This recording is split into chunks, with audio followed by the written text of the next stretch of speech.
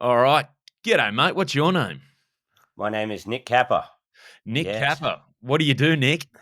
I work a variety of jobs, but I do stand up comedy most of the time. The other time, I work in a sock factory.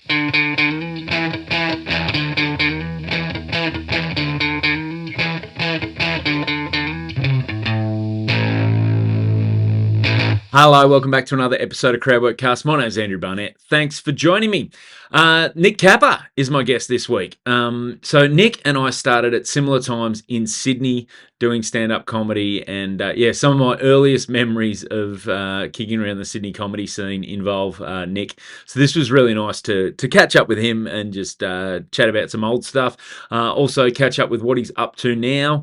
As you'll hear, he's got plenty going on. He's got a couple of comedy specials on YouTube. Got a new one coming out very soon. So if you enjoy this episode, do give Nick a follow. His Instagram, he is at Kappa Flapper. Always great stuff there. You can see his little reviews of all the towns he tours in. His YouTube page, Nick Capper on YouTube, is where you can find his comedy specials. Give him a follow on Facebook. He's Nick Capper there. Or if you really want to find out what he's up to, go to his website, nickcapper.com. Find out when he's going to be coming near you so you can go see him live. Really funny guy. So, this was a great chat. Now, if you want to see me live, if you're in Sydney, Thursday, October 17, I'm doing my show Barney Lives at Happy Endings Comedy Club in King's Cross. There's a link to tickets in the bio of my Instagram handle or in the link to this show, the show description for this episode. So should be a fun one, that one. It's I'm really hopeful to sell that one out. It's a nice little club and it's going to be a lot of fun. So if you're in or around Sydney, Thursday, October 17, I'd love to see you down there for that one. Other than that, there's probably not much else to say. Just enjoy this episode. This is my chat with Nick Capper. Do you really work in a sock factory? Yeah. It's pretty cool. I like it. Yeah, you just got to get the socks and put them in a parcel, and it's great, man. Yeah, it's kind of very therapeutic. I put my headphones on, and I actually love it. Yeah. I was going to say that's almost the perfect part-time job for a comedian or someone who's like got to be creative, and you want to be able to put yourself in a place where your brain's going to have time to think without like having to concentrate too hard on the work. Yeah, man. Yeah, for sure. Yeah. It's really, really good. I really like. Oh, sorry, mate. You're right. I really enjoyed. I listen to a lot of audiobooks. Man, if you wanted to ask me anything about '90s grunge at the moment, I'm your man.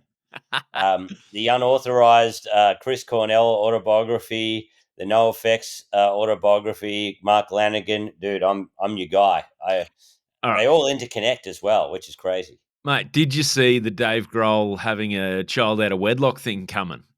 Based on Dude, do you know, it's crazy.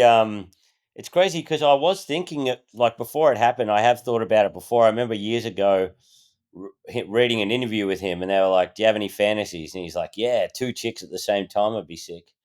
But he was just joking around. I thought, oh, the nice guy of rock, he would never get himself into trouble. But they all come undone, mate. They all Mate, come undone. what's happening when not even rock stars can stay faithful? Like, come on, Yeah, yeah, dude. unbelievable. Like he really like double barreled it too. Like rather than just cheating or whatever, it's just like, yeah, a whole kid. Yeah, I Like know. it's so funny. Oh, that's what fascinated me was the way he announced it too. Was like because I like got up like yesterday morning. I was like just grabbed a coffee and I was like scrolling through, just Yeah. checking, doing a bit of news reading and that. And then I was on Instagram, and it was the first thing that came up. But his handle on Instagram is just called Dave's True Stories. Yeah. And cause I initially didn't click who that was, and because you and I probably know enough crazy ex open micers who live their whole life on like just announce everything online. Yes. And so I just saw that and I went, which Dave is this that I used to know down at the Comedy on Edge? And then I clicked in. I was like, "Oh, Dave Grohl, that is actually newsworthy. That's amazing." Yeah, dude. Yeah, it's like I don't know, you just cut it off, man, before it gets too like the moment I'm famous, I'm leaving my wife straight away.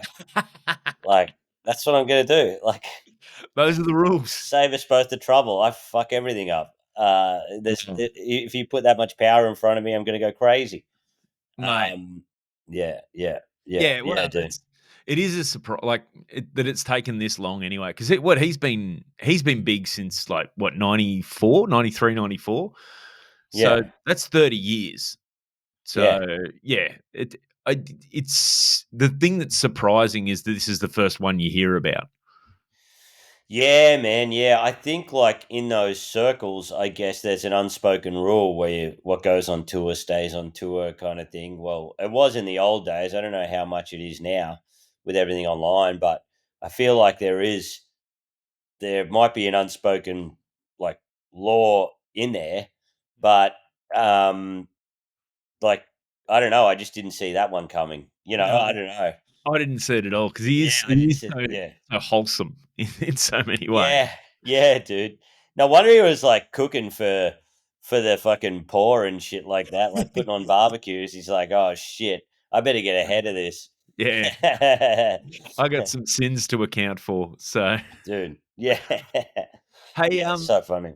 yeah, it is, but it is a bit. That shows the difference too between comedy and the rock and roll world. Like, I'd be genuinely surprised if this was a comedian.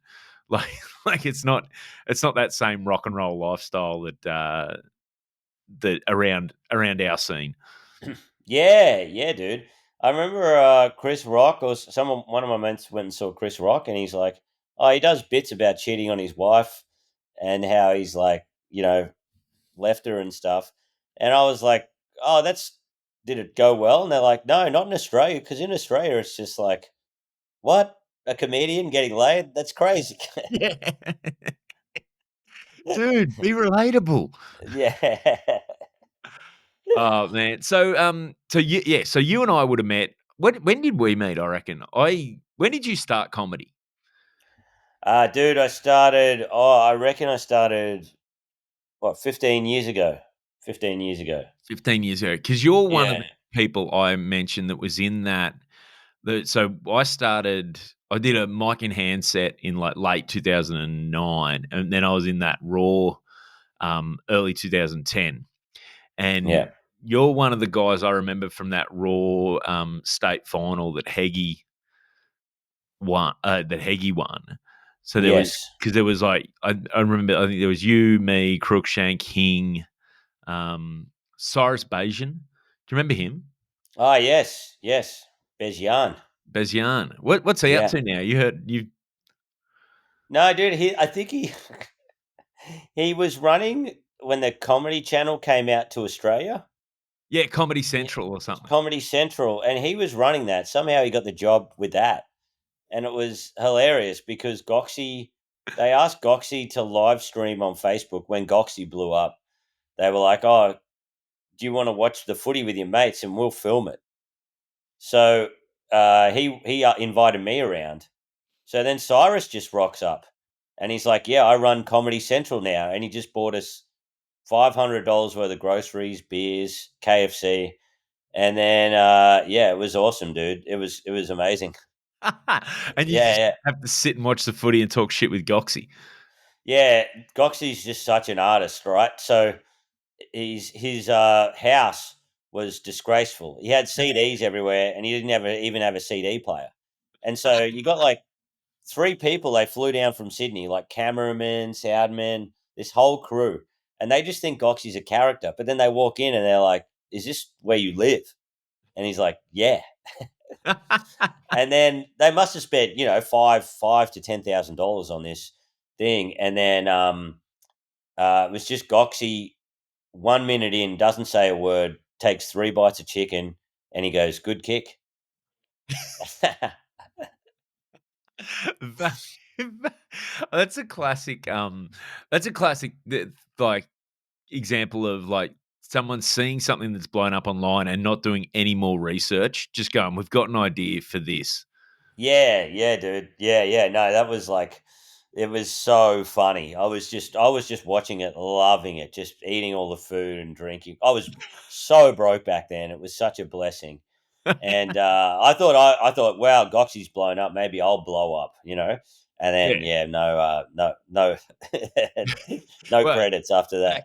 back then, the groceries, everything, mate. You weren't on the sock factory money then, so. Yeah.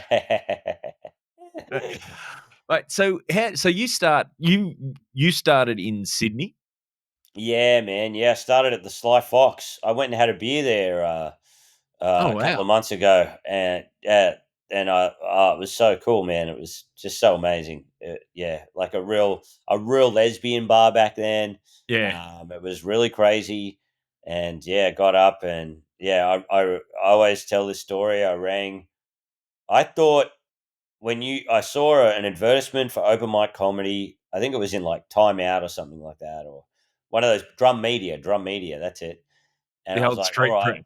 yeah, yeah, that's it, dude. Yeah. And I rang up and I thought there'd just be an office of people and some guy in a suit answering the phone going, hey, yeah, you wanna do comedy, boy? And it No. was just Rodney Todd hung over, just going,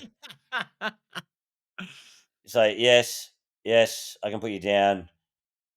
You get one free drink. Bring as many friends as you can, please. 5 minutes. Okay, bye.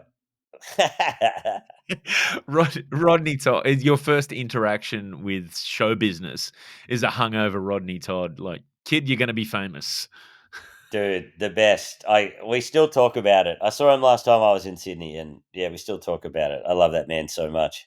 Oh, that's such a, such yeah, what you think comedy's gonna be before you start doing it as to what it turns out to be is such a variance that, I yeah, and especially back then too, like, back then, like, I was trying to explain to someone recently that, like, there weren't really pure open mics around Sydney that much.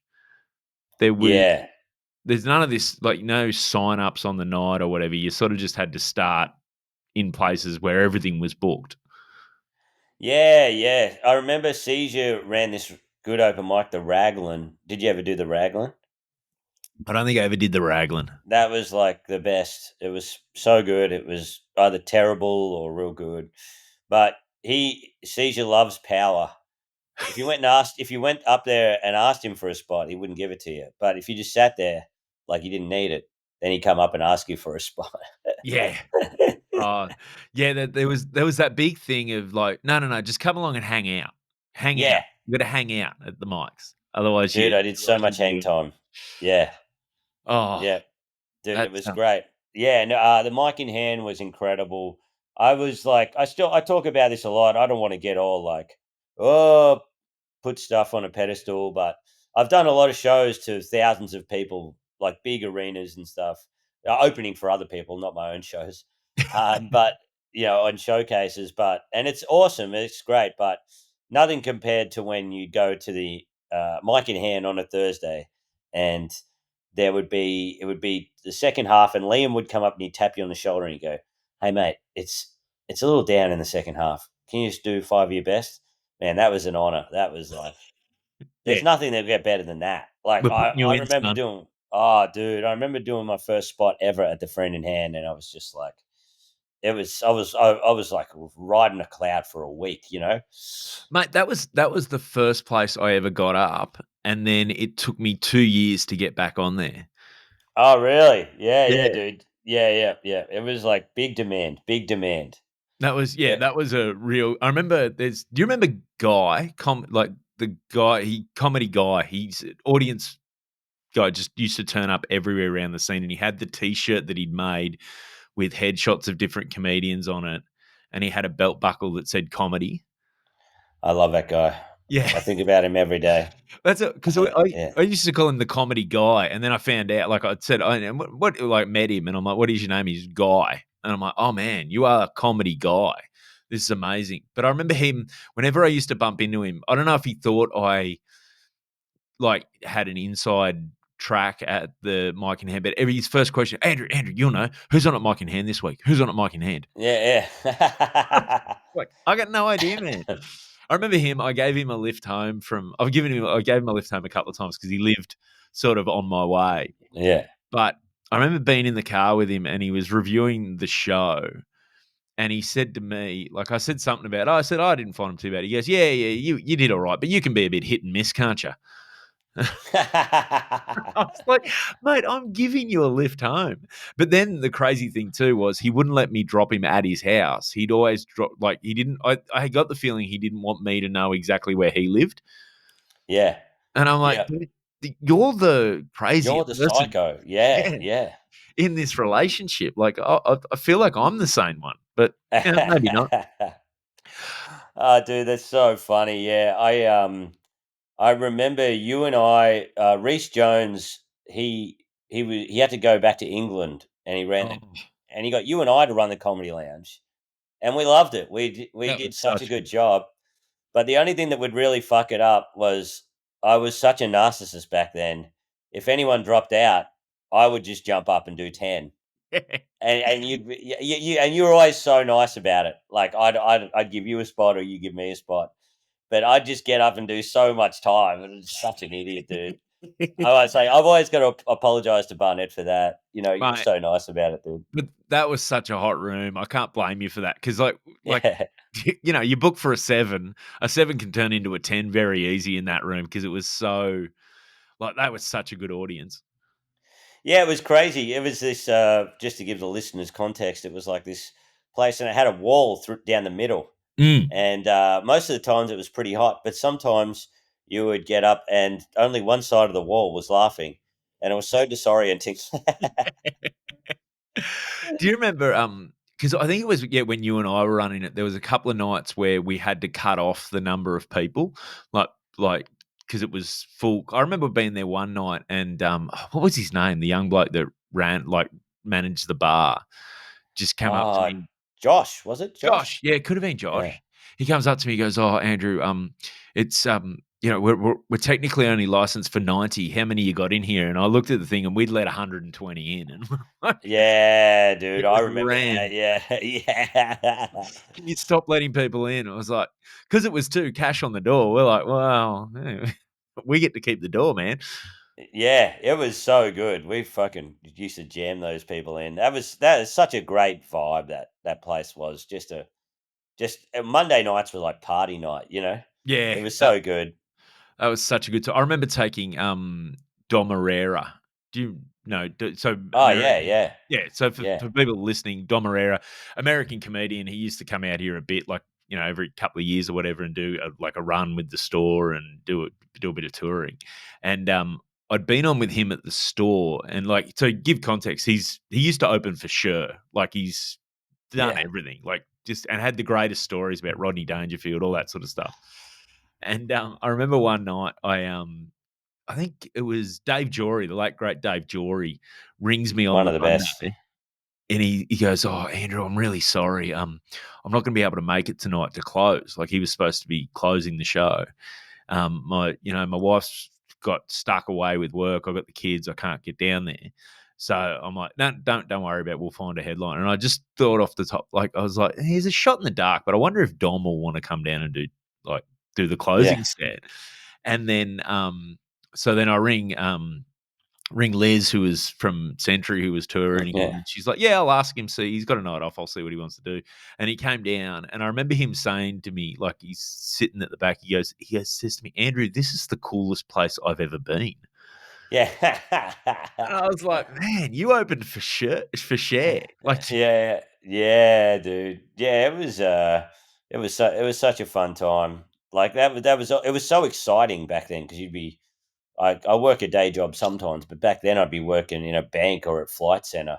Oh And yeah, then yeah, on Monday night, you just be like, hell yeah, I'm just fucking I'm going to Cafe Lounge. I'm gonna have a pizza and a few beers, and it was sick. Also, it was awesome just watching like some of the best comics I've ever seen who don't really do it anymore, but being lucky enough to see them, like like Michelle Betts, and oh I remember she still does it. Katie, she's up here now. She's with Wayne House. What's yeah. her She's Katie Winehouse. She was Katie Birch then. Katie Birch. Yeah, Katie Waynehouse, man. watching her destroy at a Cafe Lounge was insane. It was so cool. And Amanda Gray, and then that was Shane Matheson. Oh, Fuck, Shane Matheson, I haven't thought of him in ages.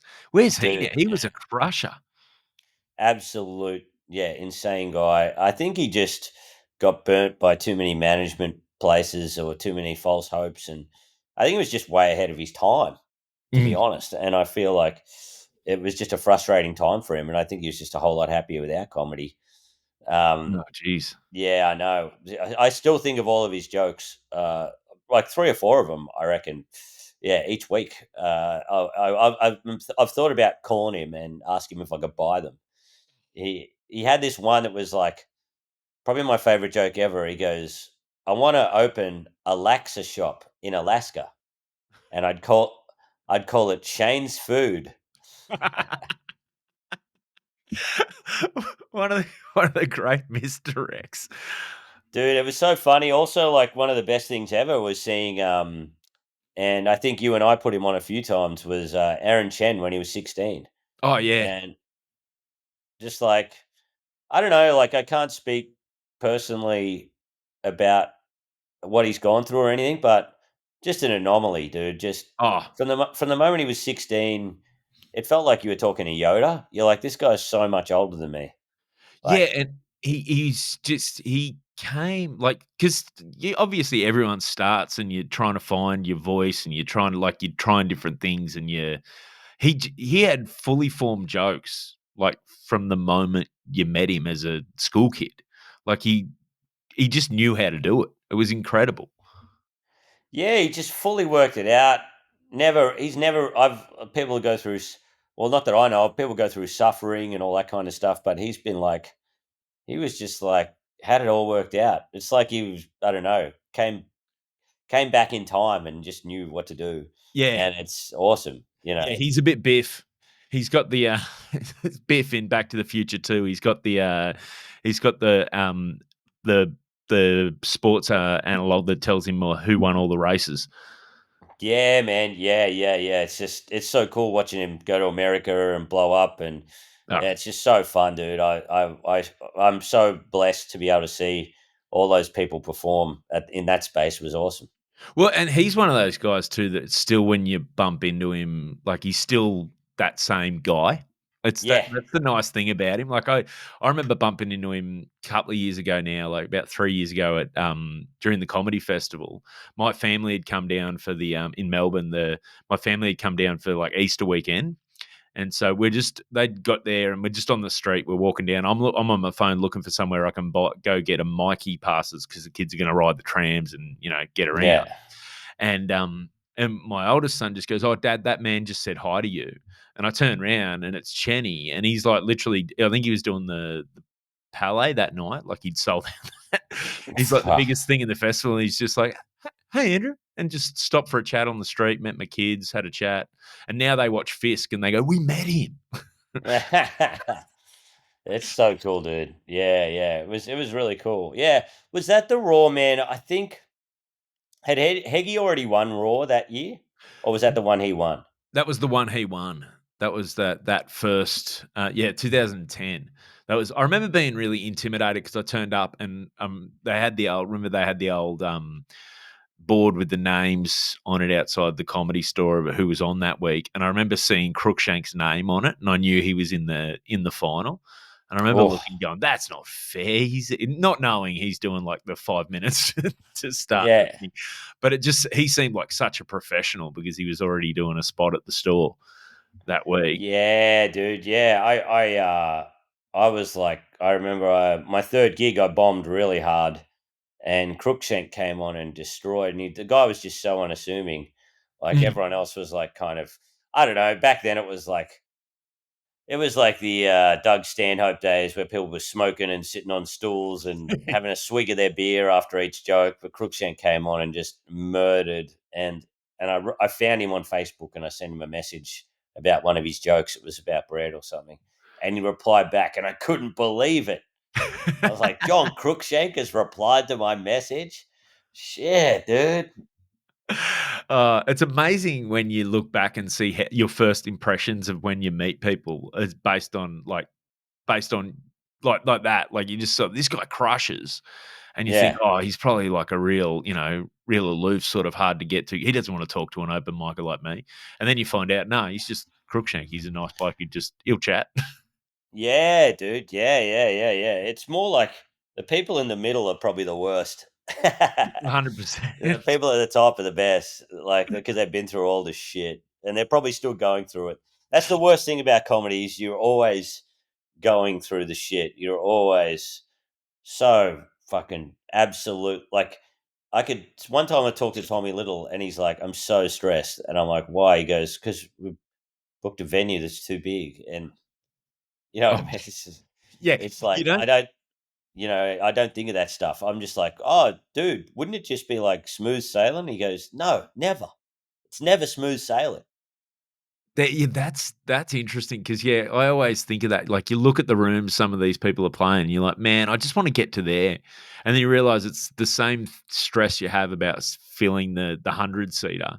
They're having about filling the 1,200 seater, Yeah, and it's always because there's always someone going, I think you can do a bigger venue. I think you can yeah, we should try it. We should try. Like once you get that sort of success, I think unless you're Carl Barron and you like, I wonder if even he worries sometimes. Like, can I fill 3 nights at the entertainment center? yeah. I think probably he'd worry more than ever because if he like has one cough, or one Oh, sneeze or whatever, or something goes wrong, like he trips over before it, he's let so many people down. It would yeah. get worse. You wonder about that. Like, I remember hearing Okon when he was like doing big venues at one stage talk about friends asking him, "Oh, can't you just take the night off instead of doing that show?" And thinking about how much money that is you're forfeiting. Like Yeah.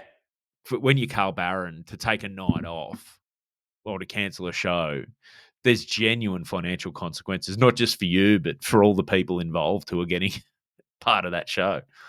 Yeah, for sure, man. Yeah, yep, yep. It's like it's totally insane. I freak out sometimes. Like before, I'd always do stupid shit, but now I'm like, nah, fuck. If don't go mountain biking today, $700. Just do something that won't cost you $700 if you fall off. Yeah. So, mate, things are like. So, how long have you been in Melbourne now? Because I remember when you were moving to Melbourne, but I can't really place a year on it. Dude. I think I've been there for 10 or 11 years. Yeah, Bloody hell! yeah, yeah, yeah. It's crazy. Yeah, yeah, Which is weird how you form those. You form in your head your impression of people. In my head, you're a Sydney comic who moved to Melbourne. yeah. I still feel like that sometimes. Yeah, dude. Yeah, yeah. But you've been doing it there longer than you've been up here. One thing I will say is I do love that you on your social media the videos you do when you're touring. Yeah, yeah, no, they've been a lot of fun. Yeah, So yeah. what was it behind? What gave you that idea? Like what happened there? And just Uh, explain a little bit to people who haven't seen it, where they can see it first off, and give them a rough idea of what it is. yeah, so just on Instagram or yeah, YouTube and TikTok, I just do reviews of towns that I'm currently touring in. And then I don't try and find anything special. I love the mundane, for sale pet signs or whatever. Or I just love terrible country town stuff that is awesome. It's got such heart to it, and it's so much better than the city. Yeah, But also a review, like I just did one of the Gold Coast, where it's just how lame the Gold Coast is. But yeah, man, it basically started. Um, Brett and we wanted to promote our show in Adelaide, and one of my friends who's a social media person, he said, always tag yourself in the city beforehand, like put the location thing on and try and just get around as much local stuff as you can so people see it. So I was in an RSL in Adelaide, and then I just did a review of the RSL, and I really enjoyed it, and it didn't take long. And then I did another one of another RSL in Coburg, and people love that. So then I just started taking videos of the town, if I couldn't get to the RSL or whatever, I would just take a video of the town, and then and then people were loving those too. So I just kept doing them, but I always made sure it had to be a mundane kind of place or something like that, Or if it was an exciting place like the Gold Coast, then I'd try and find the most mundane stuff I could on the Gold Coast. So yeah, they've some of them are going really good. Everyone in Coffs Harbour hates me. I did this like scathing review of Coffs Harbour because it is the weirdest place on earth. I think Coffs Harbour. Yeah. Yeah, it is an odd. Yeah, Coffs Harbour's an odd joint. Like it sort of sounds. I don't know. I don't know if it's every time I've been there, my expectations are something different to what it actually is going to be. Yeah. But Yeah, it doesn't know what it is because it's a beach town with surfies and bong heads and meth heads, but then also it's like hick town as well. There's a lot of country people around there, and then you got tourism, and then it's got this valley that is the best for growing bananas and blueberries. So you have this whole Indian and Korean population there that is just totally separated. So no one knows who. There's no sense of community there. So it's just this weird kind of characterless. It's like they moved the Sydney Olympics, all the crap from the Sydney Olympics, all those big white sails and yeah, cement yeah. just in front of the ocean. You know what I mean? It's just so funny. I love it. I enjoyed it. Yeah. Well, you say there's no community, but they've come together over one thing, and it's their hate of you. So Oh yeah, dude, it's so funny. Yeah, we performed at this pub that nobody likes, so we only got 15 people to the show, and people went fucking crazy. They're like, "No wonder only 15 people came to your show. You suck. Coffs Harbour's a great town." Yeah, it was very funny, dude. Yeah. do you cop much on that on online? Because you are pretty online. How do you find the abuse? Oh, I people say don't engage, but I like engaging. I love it. Like especially, I don't know, like Facebook, and you get it all different ones. Like Instagram isn't so aggressive. You Yeah. do, but like Facebook is fucking whoa. They are old people with no time or dull bludgers or whatever. Just the worst kind of human beings on earth, and they are so angry. And it is. I try to come up with a witty comment for each one, but every now and then someone will roast me bad, and I'll just pay it. I'll just be like, "Dude, this is actually really funny." This lady goes, "If you're going on holidays to Wagga Wagga, why don't you fix your teeth first?"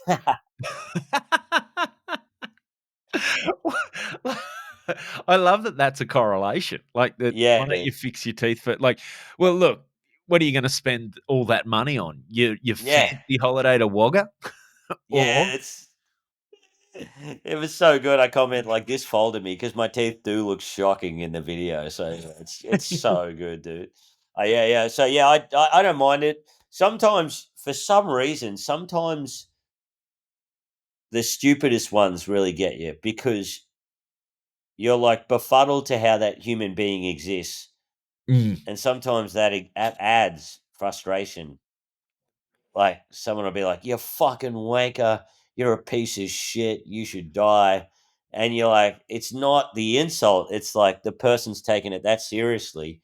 You almost want to wake them up, like, "Hey, it's cool." And it kind of It's, makes you angry for some reason. it always fascinates me too when they're angry that it wasn't as funny as they hoped it would be, or whatever, and they're like, not funny. This is like, it's like, man, you got the entire internet to entertain you. Just Yeah. don't watch the. Just move on. Don't watch the video. Yeah, and yeah, it's like a lot of these people say like freedom of speech and stuff. Like they're all about freedom of speech. You should be able to be, fucking homophobic as long as it's all in good fun. Or who cares about trans? And then you go, "Hey, your town sucks," and they're like, "Fuck you! Say sorry. Apologize. Apologize." Yeah, yeah, Yeah, it's yeah, so yeah. good, dude. They're all about the liberal snowflakes, but then one little insult of their town, and it's like, "Nah, you've gone too far." You've gone too far, mate. Yeah, it's awesome, dude. Yeah, yeah, yeah. It's got it. I try not to make him too like take too much time to make him Mm, because it's not like it's just a thing. You know what I mean? It's not. It's nothing for.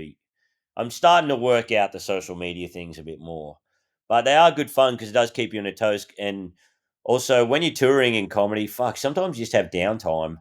yeah. and you just stay in your hotel, and you have a place like Taree where there's actually not much to do, but then you'll walk around and just find cool shit, and you're like, oh wow, I learned about the town. I got to make a funny video, and I've gone for a walk. It's perfect, to be honest.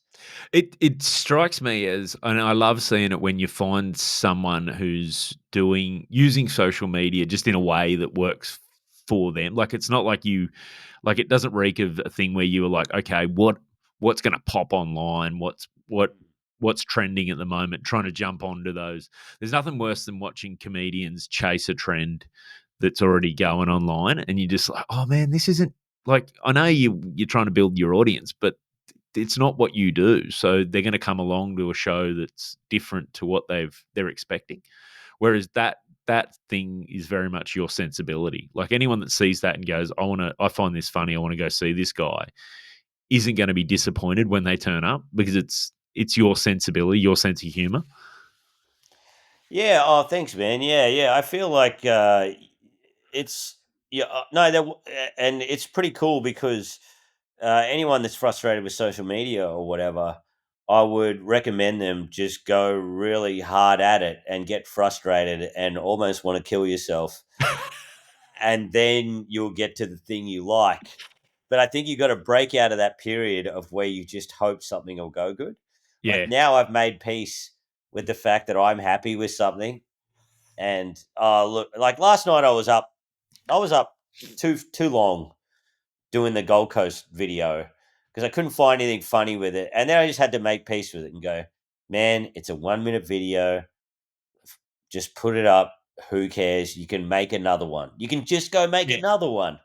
You know, Yeah. I only have 11,000 followers at the moment. That's a blessing because I can just go make another Gold Coast vid that is better in 6 months, and no one will remember. Yeah, and even the people that hit like on the first Gold Coast video aren't going to care that you're doing another one. And they're Yeah, probably not going to remember the last one because it's realistically it's a minute out of anyone's day, and if they're on social media, they it's one of 17 things they liked on that shit. You know what I mean? As they sat on the toilet while they were scrolling. exactly, dude. That's exactly it. But it took me like I used to put so like comedians. We're so fucking stupid. Like we put so much pressure on ourselves, thinking, what will the other comedians say? Am I bugging my audience? All this kind of shit. And I would put something up and it wouldn't go well and it would crush me. And I'd be checking it all the time and fucking disappointed. And then last year I just did a month of videos. Some social media guy told me he's like, just do one every day and it'll go great. And it didn't go great at all. It went terrible, horrible. I think I lost heaps of followers, to be honest, because I just annoyed them every day with substandard content. Mm, However, I wouldn't have got here if it wasn't for that. yeah, Yeah, I had to fucking go through the worst shit. that's Jenny it. never had to go through this. She had it all worked out. Yeah, but he also doesn't, get to go for a walk in Taree and find the weird little shops and that sort of stuff. Like I think the longer I go on, I was talking to Cam James about this recently. Like you change your expectations of what you're actually looking for out of all this. Like in Yeah, terms of if you're not enjoying the process, and the yeah, process involves killing time in a little town where you're doing a gig that night, or it's traveling for a corporate. Like it's if you're not if you can't enjoy the process of the whole thing, then what are you doing? yeah, man. Yeah, no, that's a lot of people have taught me that now. Is like there was a time when I was fully chasing stuff and I wasn't happy. Yeah, And sometimes you got to realize what am I, especially in Australia. You're like, oh man, fuck, I'd love to get on the project. And you're like, if I before I did comedy, I would laugh at the project. Go, this is such a dumb thing. Like, who would want to be on this? You know what I mean? Like, yeah.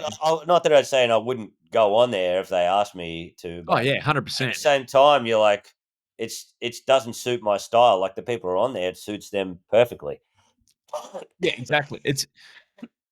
And that's what I mean by with that social media, the way you've found those videos is like it's all good if you like you got to understand why you're doing it. If you're doing it to build an audience, there's no point Yeah, yeah, building. Yeah, there's no point building an audience that aren't going to be into what you actually want to do.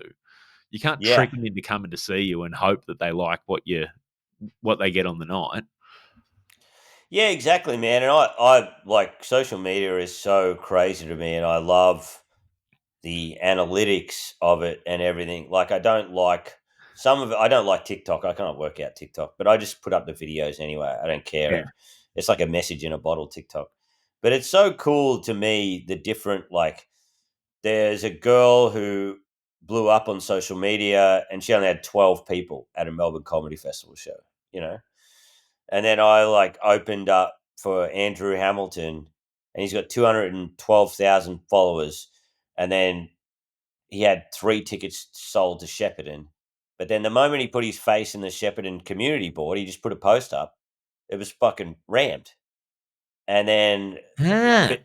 but my friend Ben Knight, who was in The Fall Guy, which was a movie screened all over the world, like performing up against Ryan Gosling in Yeah. so much. He's got so much film time in it, but no one knows who he is. No one he can have a no one recognizes him yet.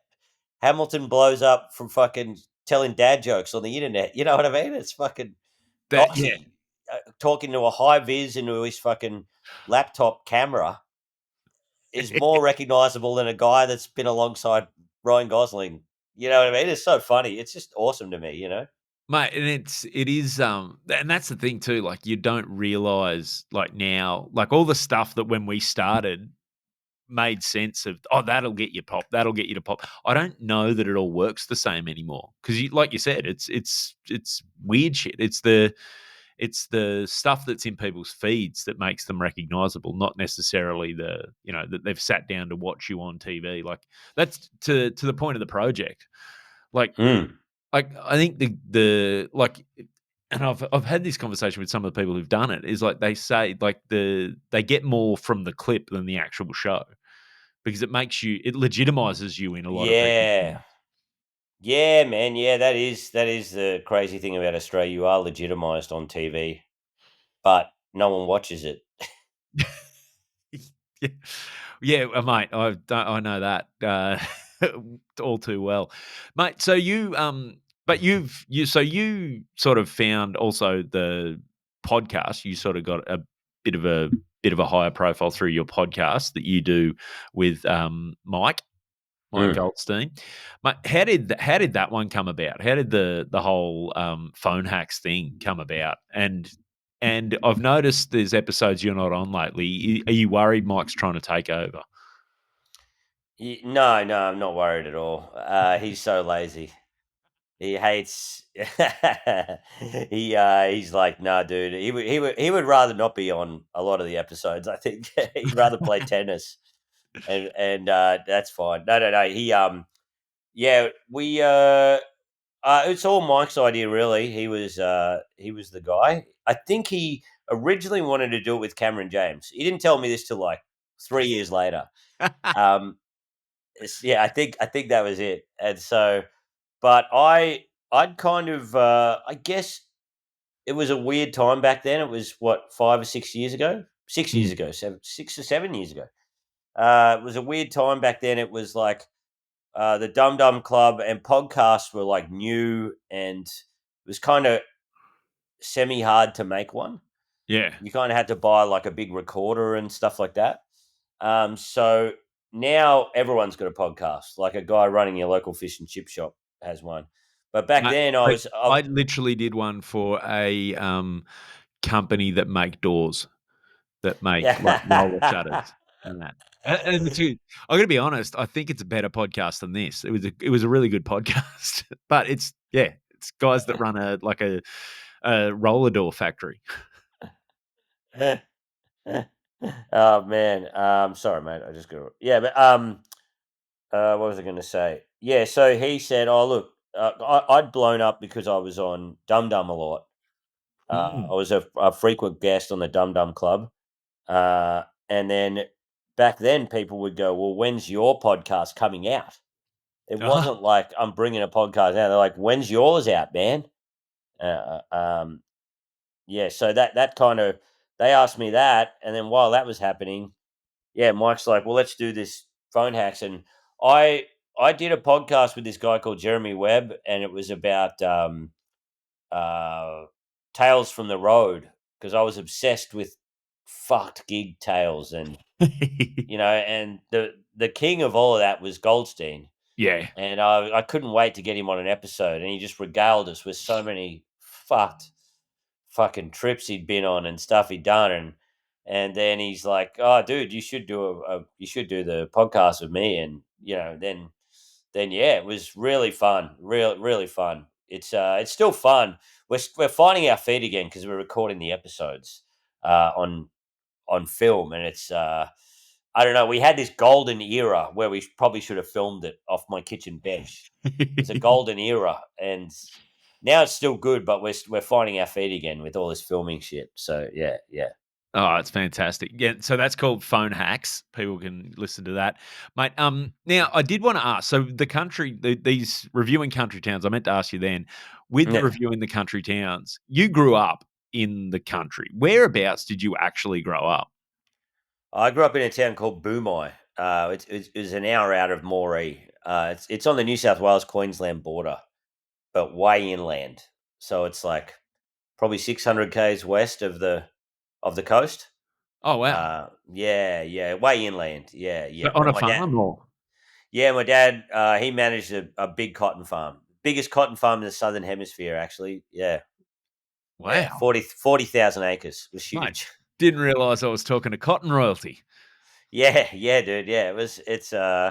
I kind of hated it at the time because it was just so long and flat, and I Yeah. couldn't wait to get to the city. But now I'm like, oh, dude, I was so lucky to grow up on it. It was the best, you know. Do you like because I know like I grew up in its country town, but not like that sort of on a farm or anything. Do you get nostalgic for that now because you've been in cities so long? Like I don't know about you, but every now and then I get like there's part of me that's like, oh, it would be simpler to live in a little country town, and then other times I go back, like, I got a pretty good life.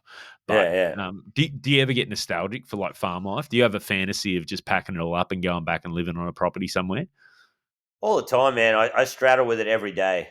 Every day, I'm like, fuck, like it really is the life. Like Brett hates me. I tour a lot with Brett Blake, and he's like, dude, you. I was like, man, because he's kind of the same as well. We're like, dude, we can just come out here and do comedy. And I'm always like judging distances. I'm like, yeah. When I was out near Coffs Harbour, there was this town called Yulong, and it's got the best motorbike riding ever. And you could have like a place out there. And I rang my wife, and I'm like, babe, 2.5 hours drive to the airport. You can go there.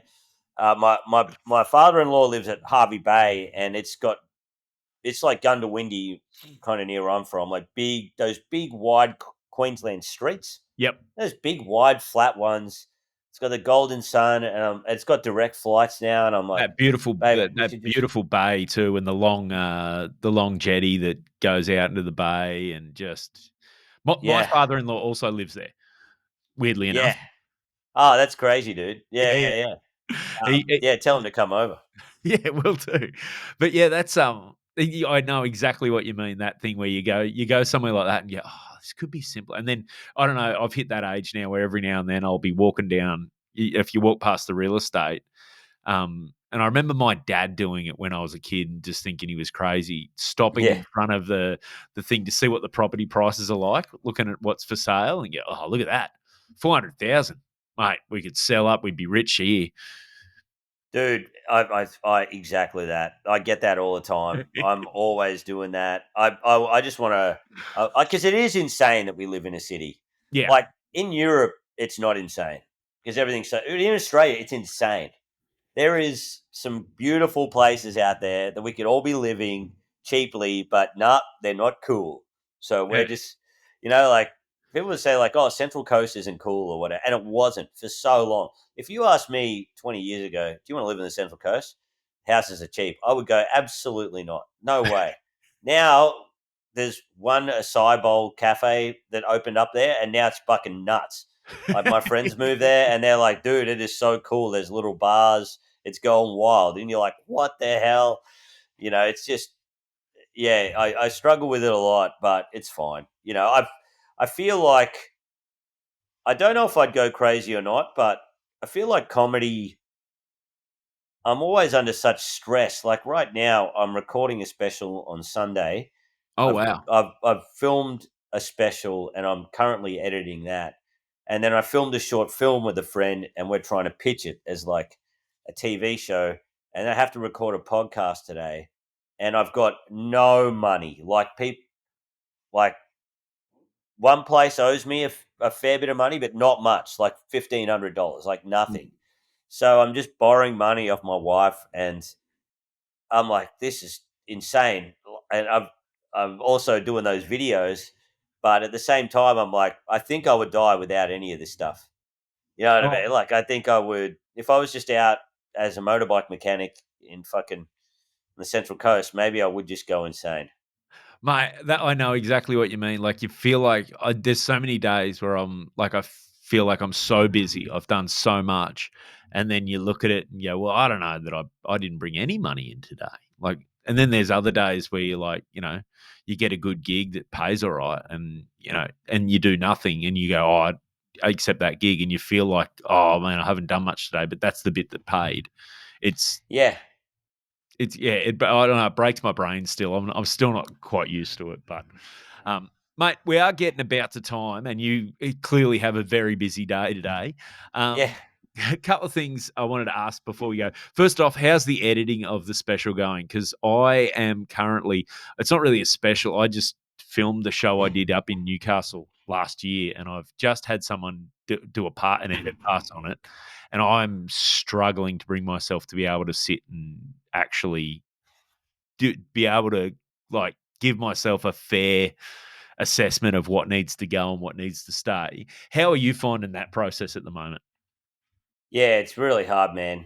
Yeah, you got to be vigilant. This is my like second one, so it's like, yeah, I've just tried to be as vigilant as possible, but even then, I'm not happy with it. It's like it's so good; it's the best thing I've ever done. But I just wish there was some bits I could cut out, but unfortunately, they align with the story. Oh, It's just that little bit too long. It's like is an this hour. So is this yeah, the festival show you did around your diagnosis, or? yeah, yeah. Hold me closer, tiny cancer. So yeah, it's the best thing I've done, I think. But yeah, even saying that, dude, I've watched it.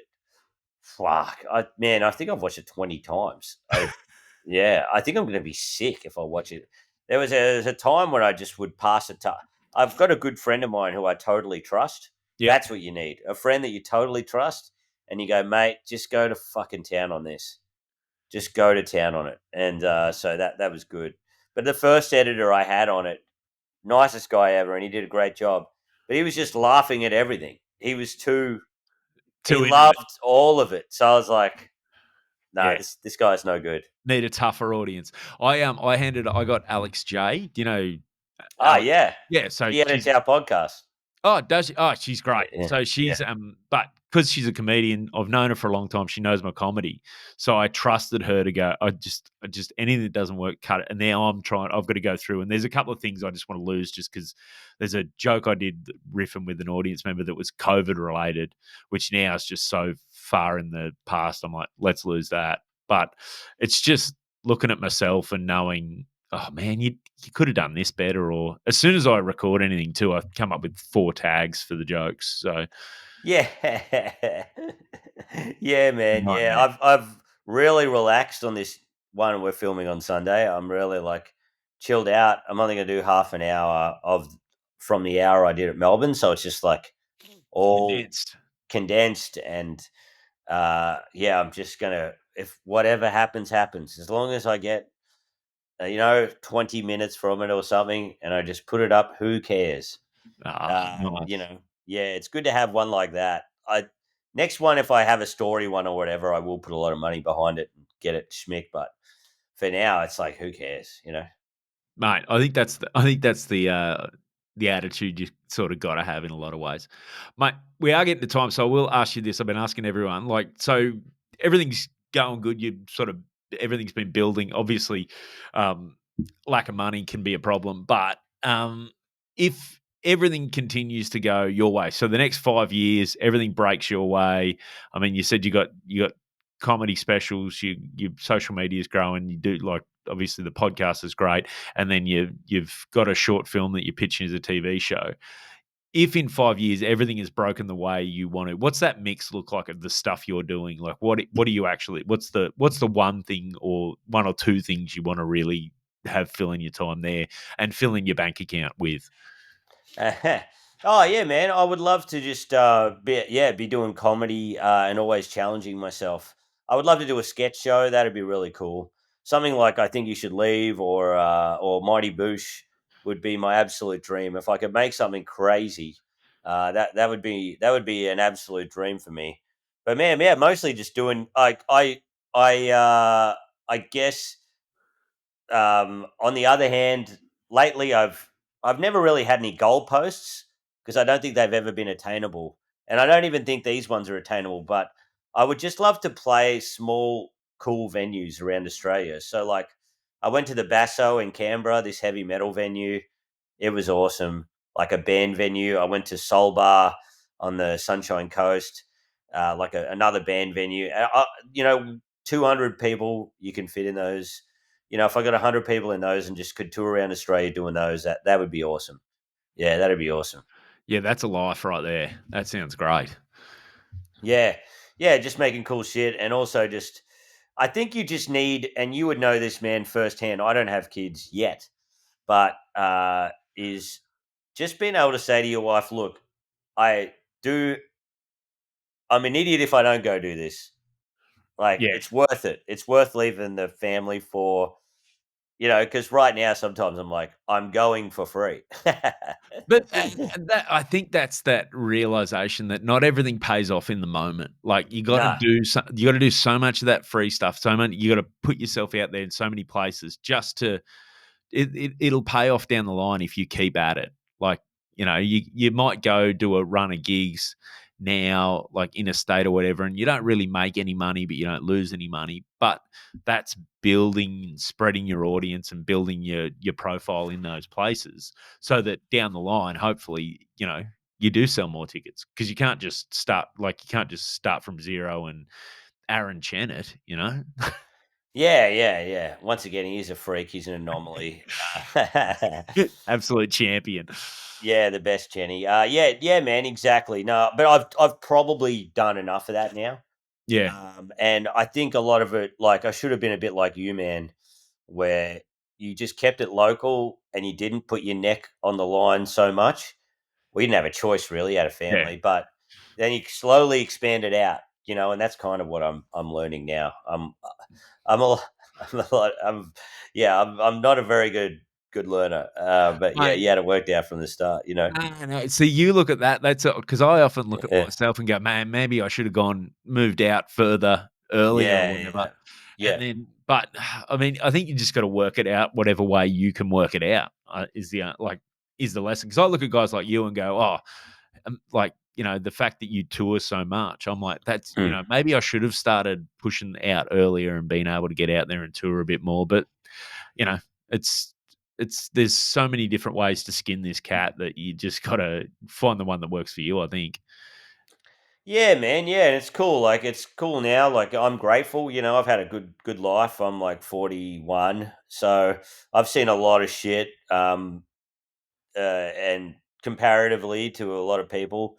And my wife stood by me, and now I'm just like, well, look, if it slowly winds down from now on, that's cool with me. Like, I've got other stuff. You know what I mean? Like, Yeah. I, You've my learned to enjoy wife. the process. So, Yeah, yeah, yeah. It's cool now. I've made peace with that, and it's made it 10 times more fun.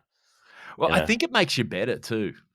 Like, Yeah, you know what yeah. I mean? Like, when you can just accept, like, when I don't know, when you're too thirsty or too sweaty trying to get to that next part, I think audio, like, I don't know, like, it's not good for creativity as much as just being totally comfortable with who you are and going from a place of I'm comfortable with who I am and my place in this, and here's my perspective, and then that I think becomes more interesting to people in some ways.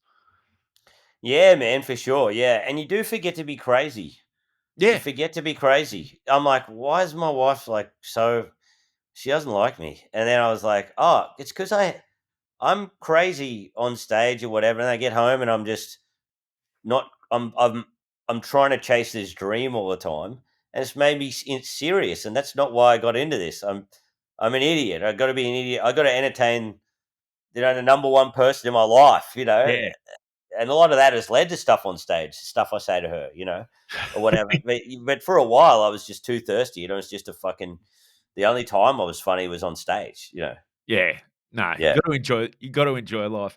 Mate, before we go, plug everything you want to plug. Where can people find your special when it's coming up? Where can they follow you online and whatever projects you want to plug? Oh, thanks, man. Yeah, I'm just doing the Phone Hacks podcast, and Brett Blake and I did. We rode motorbikes around doing comedy, and with my friends, called the Wrong Way Round, which is on YouTube. Oh, That's nice. good. Yeah, and then my YouTube channel, I've been putting clips up every week. So check that out, and then my special will be on YouTube probably by in October. So that's going to be awesome. Excellent. And they just search Nick Capper on YouTube and they'll find you? Yep, mate. That's it. Beautiful. Mate, thanks so much for doing this. I'll let you get back to editing your podcast. All right. Thanks, mate. See ya. See ya.